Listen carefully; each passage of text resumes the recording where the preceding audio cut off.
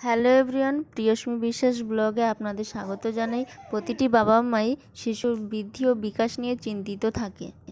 শিশুর মানসিক ও দৈহিক বিকাশ ঠিকঠাক হচ্ছে কি না তা অবশ্যই আমাদের খেয়াল রাখতে হবে। শিশুর বৃদ্ধি ও বিকাশ সম্বন্ধে কিছু জানা থাকলে আর অসুবিধা হয় না। শিশুর বয়স অনুযায়ী ঠিকঠাক অ্যাক্টিভিটি করছে কি না সেদিকে খেয়াল রাখুন। আমার বেবি উপর হতে শিখে গিয়েছে আর এখন বিছানায় শুইয়ে দিলেই উপর হয়ে যাচ্ছে আর এভাবেই থাকতে বেশি পছন্দ করছে।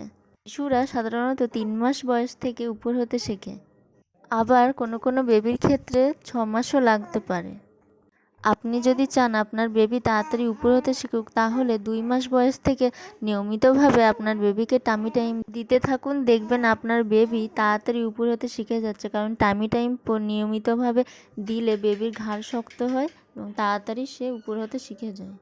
আপনার বেবিকে উপর হতে শিখে গিয়েছে তাহলে অবশ্যই সাবধান থাকুন, কারণ এই সময় বেবিকে একা রেখে কোথাও যাওয়া যাবে না। কোনো উঁচু জায়গা থেকে অবশ্যই পড়ে গিয়ে তখন সে আঘাত পেতে পারে।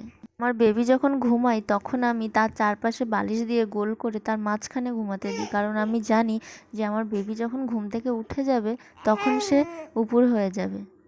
এখন থেকেই আমার বেবি দেখুন পায়ের উপর ভর দিয়ে সামনের দিকে এগিয়ে যাওয়ার চেষ্টা করছে। আপনার বেবিকে সঠিক সময়ে সব কিছু অ্যাক্টিভিটি করার জন্য এনকারেজ করুন, তাহলে দেখবেন আপনার বেবি তাড়াতাড়ি সব কিছু শিখে গিয়েছে। আমার বেবিকে আমি 2 মাস বয়স থেকে নিয়মিত টাইম দিতাম, তাই এখন আমার বেবি তাড়াতাড়ি উপর হতে শিখে গিয়েছে। খুব দুষ্টু